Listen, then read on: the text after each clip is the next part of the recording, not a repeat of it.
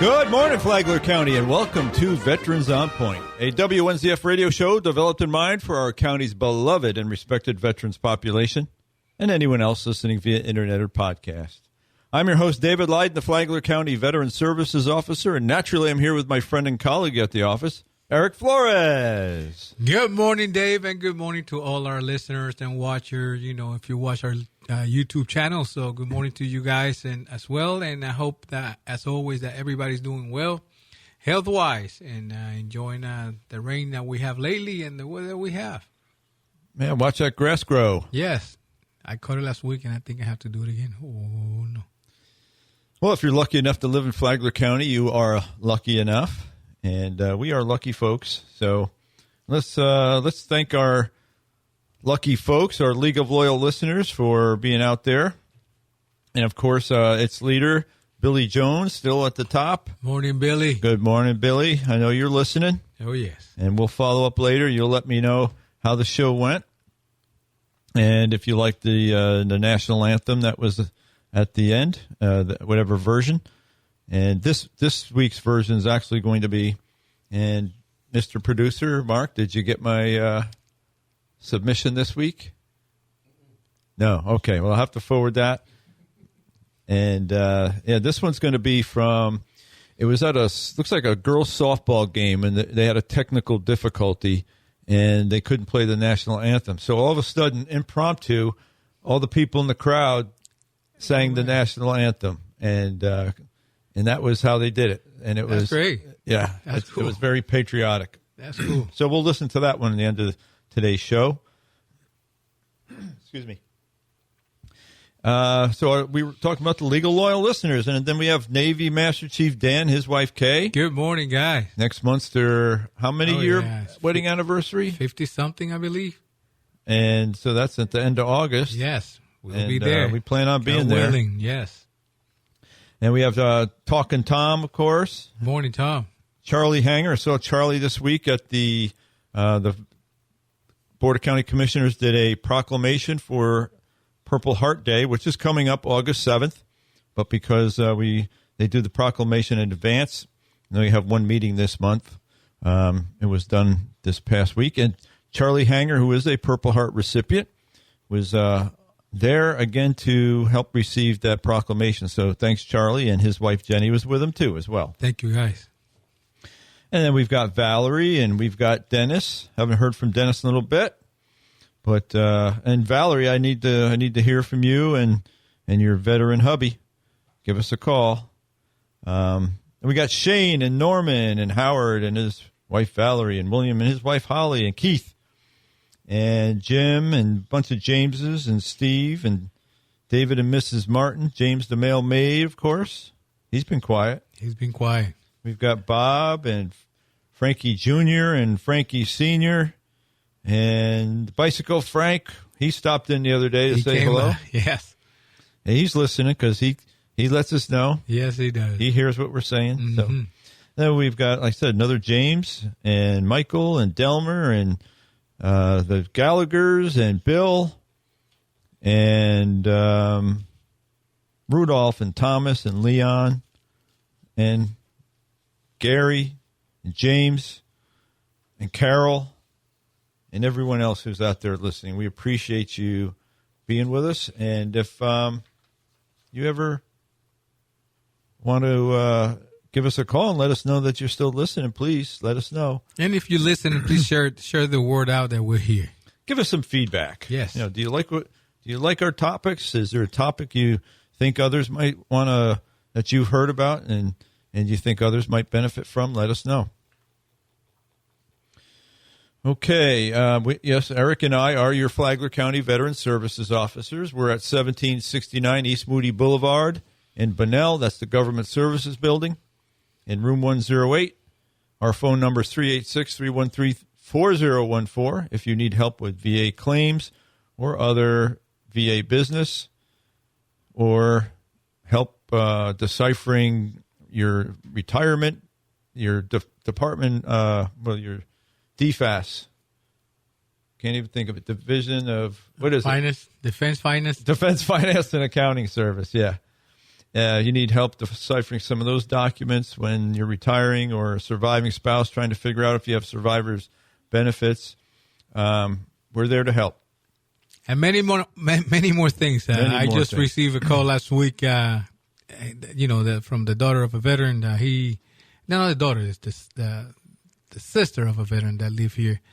And he became with cancer. He have cancer, so he won't be able to work any longer. So she was asking about VA benefit, what are available. But she also asked me about Florida state benefits, that may help. And so, and we're not an expert on that, but we can guide you in the right directions. Well, we talked a lot last week about the Florida benefits. Benefits, right? Medicare, all that good things. Oh well, we're not experts in Social Security and Medicare, but we, because some of those topics come up, right? We can help direct you and help try to interpret what the those letters say, or anything like that. So don't be afraid to call. All right, a Massage by Natalie and Company. If you're ache like me, they sponsor the podcast here on WNZF. And so if you're achy and breaky, your joints, your muscles need some relaxation, then give Massage by Natalie and Company a call at 386-227-7499. They're located at 4871 Palm Coast Parkway, Northwest in Palm Coast. They're in suite number 1. So, Eric, we are on our 21st week of talking about U.S. presidents. And this is one, I guess, maybe sadly, that it's a name that I didn't even recognize. And I know I've had to see it, whether I'm looking on, my kids even had the calendars with the presidents on it, with all the list of the presidents. I've had to see this name, but it just doesn't come to mind when I think of U.S. presidents. And that is Chester Alan Arthur, the 21st president of the United States. He's often overshadowed by more prominent figures in American history, yet his life and presidency are filled with intriguing and lesser-known details. Born on October 5th, 1829 in Fairfield, Vermont, Arthur's early life was marked by modest beginnings. His father, a Baptist preacher and abolitionist, instilled in him a sense of justice. Though young, Chester was more drawn to the finer things in life than to fiery activism. A dapper dresser with a penchant for luxury, Arthur earned the nickname Gentleman Boss for his refined taste and his political savvy. Before politics, Arthur was a successful lawyer in New York City, where he made a name defending civil rights cases. In 1854, he represented Elizabeth Jennings Graham, a black woman ejected from a segregated streetcar, winning a landmark case that desegregated New York's public transit. This early advocacy contrasted with his later reputation as a machine politician tied to the corrupt stalwart faction of the Republican Party. Arthur's ascent to the presidency was unexpected. In 1880, he was chosen as James Garfield's running mate to balance the ticket, a decision driven by political bosses like Roscoe Conkling. When Garfield was assassinated in 1881, Arthur, the consummate party loyalist, became president, a role many doubted he was fit for. Critics expected a presidency mired in cronyism, but Arthur defied expectations. He championed civil service reform, signing the Pendleton Act of 1883, which curtailed the spoils system he's once thrived in. This act mandated merit-based appointments for federal jobs, a surprising move from a man who benefited from the patronage. Less known is Arthur's secret battle with Bright's disease, a kidney ailment that sapped his energy throughout his term. He kept his illness hidden, fearing it would undermine his authority. Despite his health, he maintained a lavish White House, hosting elegant dinners and redesigning the interior with the help of Louis Comfort Tiffany. I guess it's Lois, but it's spelled Lewis. His love for fine dining and fashion was so pronounced that he reportedly owned 80 pairs of trousers and changed outfits multiple times a day. That's a bit much. Yeah. Arthur's presidency also saw early efforts at naval modernization. Here's a good one for shipmate over there. He pushed for a stronger steam-powered Navy, earning the title Father of the Modern Navy for laying the groundwork for America's future naval dominance. Yet his administration wasn't without flaws. His support for Chinese exclusion laws reflected the era's xenophobia. After leaving office in 1885, Arthur's health deteriorated rapidly, and he died in 1886 at 57 years of age. That's young. His presidency, though brief, revealed a complex man, a product of machine politics who embraced reform, a private sufferer who projected grandeur, and a forgotten figure whose actions quietly shaped modern governance. So that's our 21st president, Chester Alan Arthur, whose name I could not remember. No, but hopefully I will now. Yeah, and now that you mentioned Father of the Modern Navy, it took me back for the Navy boot camp because we used to have a what we call the Blue Book. You had to learn all those history and facts and right. had to recite them, right? I didn't remember that one until now. Uh-huh. And then I went back to the Blue Book. His name was in the Blue Book. So that's like when you were in the dining hall and they'd come up behind you and they'd make you recite or tell you facts from the Blue Book, huh? Uh-huh. Or drop and do 50 or something like that. Navy Blue Book. All right, here's a quote of the week from President Arthur. I may be president of the United States, but my private life is nobody's damn business. All right. All right. And that's because he didn't want anybody to know about his Bright's disease, I guess, mostly. So, I mean, that brings us present day. I mean, we're talking about, does the public have a right to know about the president's health? You know, whether it's mental or cognitive ability or prostate cancer, like we're hearing about in the news now. I don't know. I mean, the argument is that we should know because we elected and we want to make sure that person is in the best frame of mind to run the country, right? I think so. Yeah. So, I'm sorry, Chester Arthur. I guess modern day we'd say it is our damn business. Yes. All right, drivers. The DAV is seeking volunteer drivers to take veterans from their homes to their VA appointments. And as you know, each week we say this, it could be a VA appointment at a VA medical center, a VA clinic, a community care network appointment that's been set up by the VA, or even a compensation and pension exam for a benefits claim.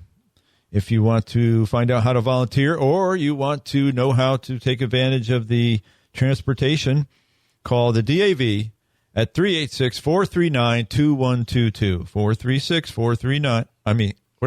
386-439-2122. They're at 27 Florida Park Drive. You can stop in there and visit them, too, in Palm Coast. Bunch of good fellows and ladies.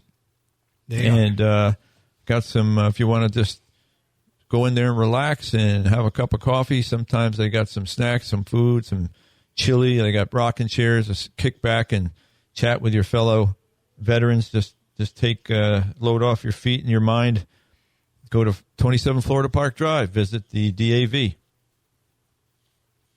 What do you have over there for us, Eric, on your Let me agenda? mention again, the American Legion Flagler Post 115 are sponsoring the fifth annual charity golf tournament again, honoring all who have served. And this is going to be on Saturday, October 4th. Begin at 7 a.m. with the registration. If you don't register early, when you can register that day so you don't have an excuse. They have a 50-50 gameplay and a continental breakfast at 7 a.m. Their shotgun is going to start at 9 a.m. and then at 1 p.m. they have a luncheon that is going to be catered by Loopers. So if you want to register now, don't wait until the last minute. Call 386-585-5302. 386-585-5302. Then we go about the BFW. Nobody should be forgetting that. You talk about that one every week now for weeks. Oh, yes. For a month, I think. So BFW A6, Post A696, they have different events through the week. They have on Tuesday, Taco Tuesday from 11 to 2. On Thursday, every Thursday, they have Ladies' Night. On, let me see. Oh, they have men's night. This is on Monday from 5 to 7. They have $2 for domestic draft guys. So on, let me see, Friday starting at 6 p.m. they have the karaoke night. For you singers wannabe person out there, this is the day. Bingo. This is a very important one. It's on Thursday, so they have bingo night on Thursday. And they have every Tuesday also, they have the Queen of Heart raffle. So sponsor those events.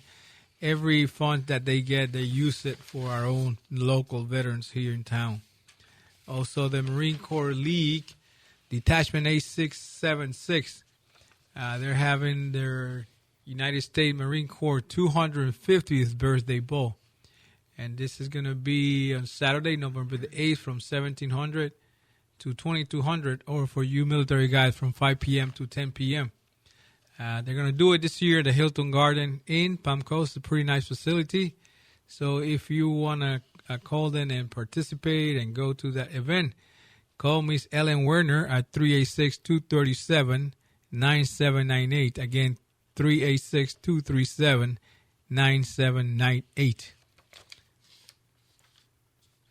You know what we should also remind folks is Guitars for Vets, even though we haven't been able to get one of their representatives come on here and play us play us a couple tunes on their guitars. But we need to call Dennis, one of our Dennis or Lon, listener.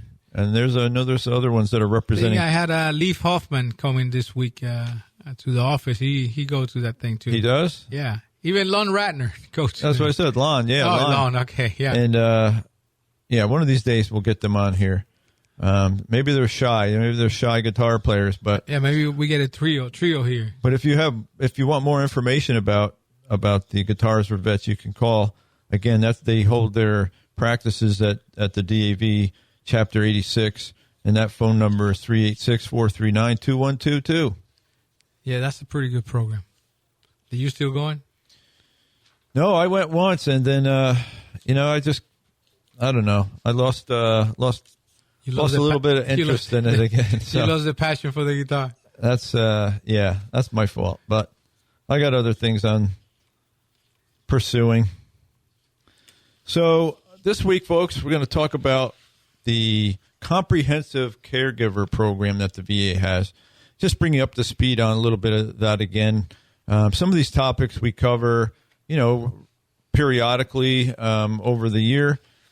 Because maybe we'll catch somebody who's listening for the first time and they need to hear this information. So the VA's Program of Comprehensive Assistance for Family Caregivers, or PCAFC, got a big upgrade in 2025 with new benefits like more respite care and mental health support.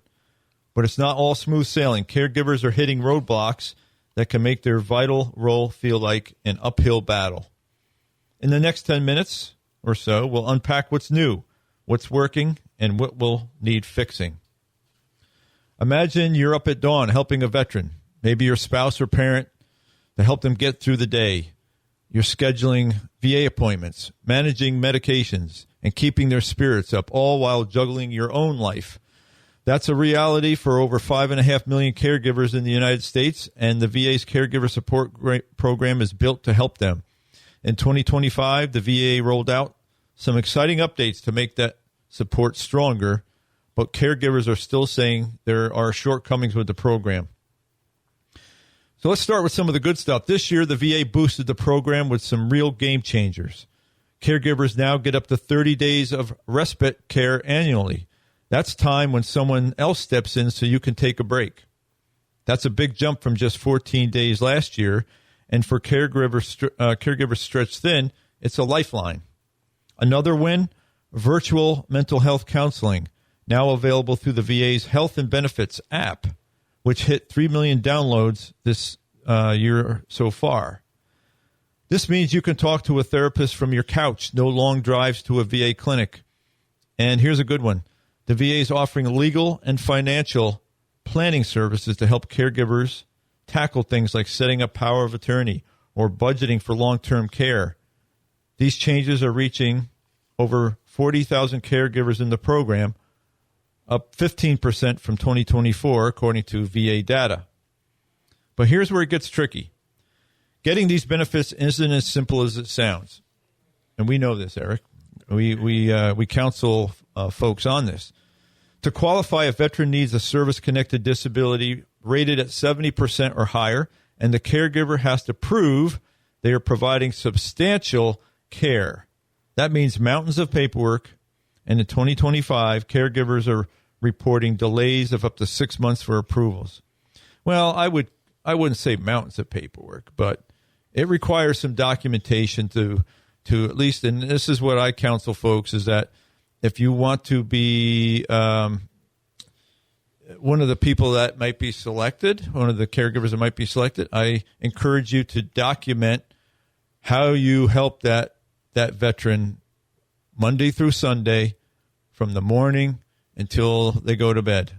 Just document it, because when they come to do the interview and you're not prepared, you haven't thought about it, you haven't written any of that stuff down, you're going to be passed over, and somebody who has the documentation or what they might call mountains of paperwork is going to be head and shoulders above you. So that's what I let people know.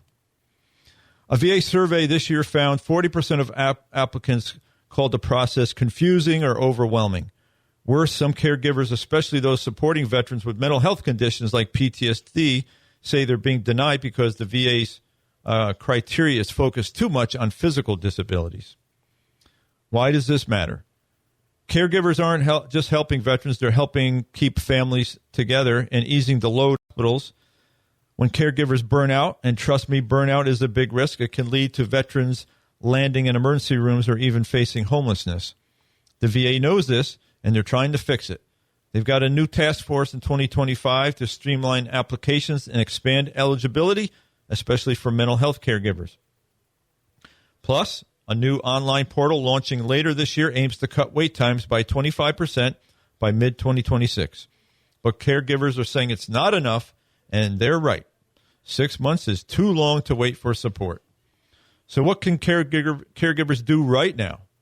I've got 3 practical tips that I will share with you. First, call the VA's caregiver support line at 855-260-3274. It's open 24 hours, 7 days a week, and they can connect you to a local coordinator who knows the ropes. Second, download the VA's Health and Benefits app. It's got tools to track your application or sign up for virtual counseling, and it's a lot easier than navigating the VA's website. Third, don't go it alone. The VA's caregiver support groups are a lifeline. Find one near you at va.gov caregivers. That's va.gov/caregivers. And don't forget that Eric and I can help answer questions or provide guidance on how to complete your application right at Flagler County Veterans Services. You know, and you mentioned, the eligibility, part of the eligibility. This is for caregivers. That means that you need somebody to help you out 24/7. So we don't want to see, and we saw it last week, a person going to the office trying to apply. He first even mentioned the wrong program, but I knew what he meant. And he want to apply for his wife to become his caregiver. Well, she wasn't nowhere close to him. Yeah. So if you want your spouse to be your caregiver, she has to be your caregiver. You know, she cannot be shopping around and you applying for that. You know, as your caregiver. Yeah. Think about it. Think about it, veterans. If you're out and about, taking care of yourself, driving here, driving there, and then you apply for the comprehensive caregiver program, or your spouse does that, saying that she's taking care of you, it doesn't.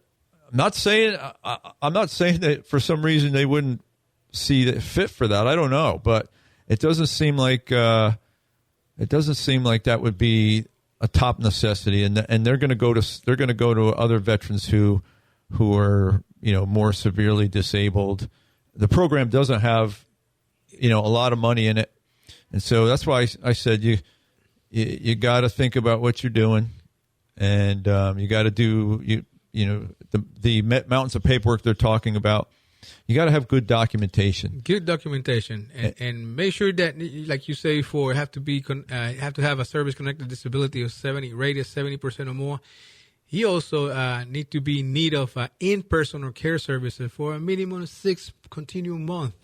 based on either in an inability to perform an activity of daily living each time the activity is performed, or a need for supervision, protection, or instruction, which mean a functional impairment that directly impact his or her ability to maintain his or her personal safety on a daily basis. So right. It's not... So driving yourself around town doesn't Yes. sound like it really fits into that. Right. So it's a strict program. It's available, for you to apply if you qualify, but